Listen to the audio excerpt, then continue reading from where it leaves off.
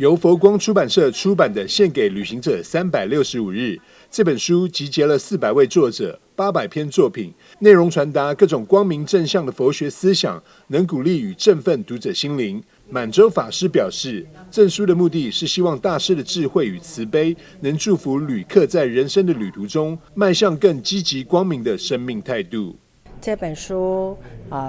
放在饭店的每一个房间，能够让每一个来访的客人，他可以多增添一份温暖的陪伴。那星云大师也说呢，其实呢，我们每一个人都是人生的旅客，在一天一天、一年一年的当中，我们在生活中也可能会遇到了一些困境。这个时候呢，身边如果有一本好书作为我们的老师，就让我们可以有一个转身的机会，让我们的人生能够更迈向一个积极光明一个勇往向前的一个生命态度。这本书我们知道是我们佛光山的开山祖师星云大师所编制，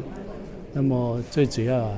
就是这本书是结合我们中华文化还有人间佛教那它的精华那希望就是在每一个饭店全球5大洲的饭店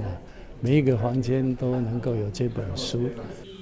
会有这次赠书的因缘开端，是因为福尔摩沙游艇酒店总经理涂正中在某次旅途的因缘际会中详读此书，感觉十分适合福尔摩沙游艇酒店的旅客阅读，希望让读者获得沉淀与启发。旅行的一个途中看到这本书就是翻阅之后还有详读之后，觉得非常适合我们的饭店来让我们的客人来使用来了解这个是我们最早的一个机缘跟我们的一个想法也希望这本书可以来这边得到一个生活上的一个